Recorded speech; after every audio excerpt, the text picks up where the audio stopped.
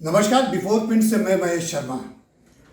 अभी आज की ही बात है, जनता दल यू की राष्ट्रीय कार्यकारिणी समिति में एक प्रस्ताव पारित करके ये कहा गया है कि नीतीश कुमार में प्रधानमंत्री बनने के सारे गुण मौजूद हैं। हालांकि ये पार्टी का स्टैंड नहीं है कि नीतीश कुमार को पीएम के पद के लिए प्रोजेक्ट किया जाए, यानी पीएम इन वेटिंग करके प्रोजेक्ट किया जाए विपक्ष की तरफ से। ऐसा कोई प्रस्ताव नहीं है, लेकिन ये जरूर कहा गया कि नीतीश कुमार देश के एक ऐसे नेता हैं, बिहार के मुख्यमंत्री हैं, कि उनमें प्रधानमंत्री बनने के सारे कंटेंट, सारे गुण मौजूद हैं। एक लीडरशिप की जो क्वालिटी होती है देश चलाने की, वो नीतीश कुमार में मौजूद है।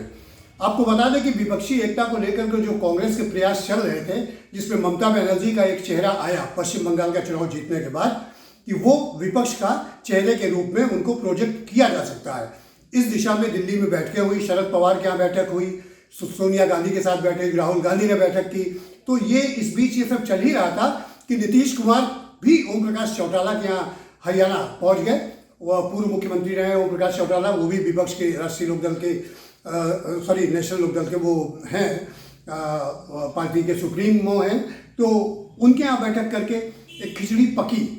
तो ये सुगबुगाहट हुई कि ममता बनर्जी ही क्यों, हिंदी भाषी क्षेत्र से नीतीश कुमार क्यों नहीं। तो ये एक बहस सी चल रही है। हालांकि इसमें भी कोई बहुत क्लियर नहीं है, ना ही ममता बनर्जी का मामला क्लियर है और ना ही नीतीश कुमार का। लेकिन नीतीश कुमार का जनता दल यू के आज की मीटिंग में जो एग्जीक्यूटिव ने, नेशनल एग्जीक्यूटिव ने प्रस्ताव पास किया, जिसमें उनका गुणगान किया गया है, तो इससे लगता है कि पीएम इन वेटिंग यानी प्रधानमंत्री की प्रत्याशिता के लिए जो दूसरा चेहरा है वो नीतीश कुमार हो सकता है। पहला चेहरा कौन? ममता बनर्जी, राहुल गांधी, शरद पवार, ये भी क्लियर नहीं है, क्योंकि जो विपक्षी पार्टियां एकत्र हुई हैं उनकी संख्या लगभग 14 से 17 के बीच बताई जाती है, बढ़ भी सकती है। तो और इसके बाद नीतीश जी के नाम पे कितनी क्या सहमति हो सकती है उनकी, चूंकि भाजपा के अलायंस से बिहार में वो सरकार भी चला रहे हैं, तो क्या वो अलग हो जाएंगे भाजपा से, ये भी सवाल उठ रहे हैं। लेकिन खास बात यह है कि जनगणना में अब किसी जो 2021 की जनगणना होने वाली है, उसमें कोरोना की वजह से लेट हो गई है, तो उसमें ओबीसी की अलग से जनगणना कराने की मांग को लेकर के उन्होंने प्रधानमंत्री से बातचीत की, जिसमें उनके साथ राष्ट्रीय जनता दल के तेजस्वी यादव और भी लीडर्स थे। तो उसमें ये बात उन्होंने रखी। दूसरी तरफ भाजपा का ये साफ साफ स्टैंड है कि ओबीसी की गणना अलग नहीं की जाएगी। ये लगभग क्लियर कट है। हालांकि ऑफिशियली कोई स्टेटमेंट ऐसा नहीं आया है, लेकिन ऐसा कहा जा रहा है कि ये वो नहीं, बीजेपी सरकार यानी केंद्र की सरकार जनगणना इस आधार पे नहीं कराएगी। और इसी को लेकर के नीतीश कुमार एक प्रेशर माउंट किए हुए हैं। जो चाचा भतीजे यानी नीतीश कुमार और तेजस्वी यादव, ये चाचा भतीजे जो आपस में खटकी हुई थी, समर्थन वापस हो गया था, फिर बीजेपी का समर्थन, ये सब चीज़ें पॉलिटिक्स चलती रही बिहार में, सभी जानते हैं। तो अब वो एक हो गए। यानी अगर ये कहा जा सकता है कि मान लीजिए किसी भी इशू पे अगर नीतीश कुमार की यानी जनता दल यू की और बीजेपी की खटक गई, तो राष्ट्रीय जनता दल उनके पीछे खड़ा हो सकता है। लालू यादव के पुराने मित्र हैं, वो जेपी के आंदोलन से निकले हुए लीडर हैं लालू यादव और नीतीश कुमार। तो ऐसा कहा जा रहा है। तो ऐसे में एक ये बात जो आ गई है, तो इसका असर बिहार में जो गलबैया डाले हुए हैं जनता दल यू और भाजपा, उनके रिश्तों पर भी असर पड़ सकता है, क्योंकि Narendra Modi already PM in waiting है। अगर जब 2024 में चुनाव होंगे तो बीजेपी की तरफ से एक ही चेहरा होगा, मोदी जी का। फिर ऐसे में अगर नीतीश जी डिस्कशन में आते हैं तो हो सकता है कि ये गठजोड़ यानी बिहार में जो गठजोड़ बीजेपी और जनता दल यू का है वो टूट भी सकता है। ये तो खैर समय बताएगा। फिलहाल नीतीश के पीएम इन वेटिंग में के रूप में चर्चा होने से एक देश के राजनीतिक समीकरण में एक नई बहस चल चुकी है, और ममता बनर्जी, राहुल गांधी, अब नीतीश कुमार भी उसमें शामिल हो गए हैं।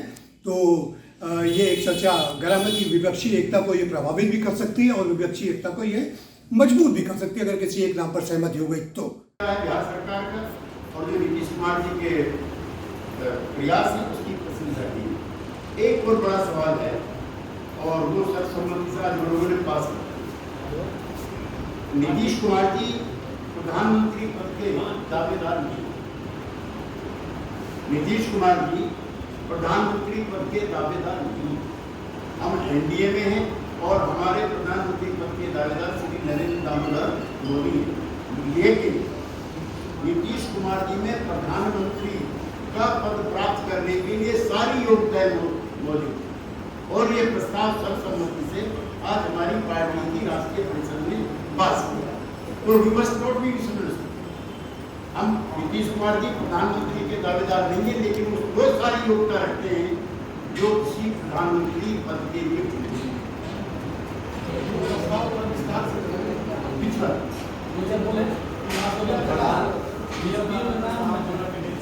पार्टी के राष्ट्रीय अध्यक्ष श्री ललन सिंह जी ने ये प्रस्ताव रखा कि कई बार मीडिया में कई तरह की बयानबाजी को लेकर के बयानबाजी, हम ये मानते हैं कि श्री नरेंद्र मोदी जी वर्तमान में देश के प्रधानमंत्री, एनडीए के प्रधानमंत्री हैं, प्रधानमंत्री पद के दावेदार हैं, लिहाजा नीतीश कुमार जी प्रधानमंत्री पद के दावेदार नहीं।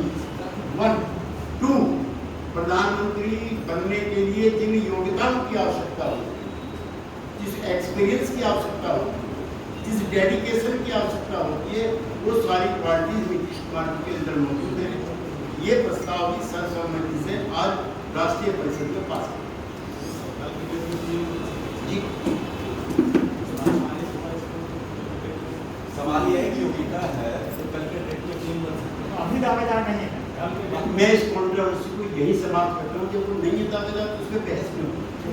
आप कह रहे हैं अयोग्यता ही इज नॉट लेस जब छात्र में गुण रहेगा तभी ना वो आपको पास करेगा, गुण नहीं रहेगा तो पास कैसे करेगा? जब गुण है तो गुण में कैसे कमी? और मैं बोल रहा हूँ कि बहस हो जाएगी। भविष्य में कभी दो हाथ कर सकते हैं बीजेपी से, भविष्य में कभी हो सकता है। हम बीजेपी के सबसे ट्रस्टेड और सबसे मजबूत अलाई हैं। अगर बीजेपी के साथ में रहिएगा तो कभी इच्छा जाहिर हो जाए सर। जब मैं मना कर रहा हूँ तो क्यों आप खुद कह लीजिए। अगर आपको हमारा वीडियो पसंद आया हो तो इसे लाइक करें, सब्सक्राइब करें और साथ ही बेल आइकन दबाना ना भूलें।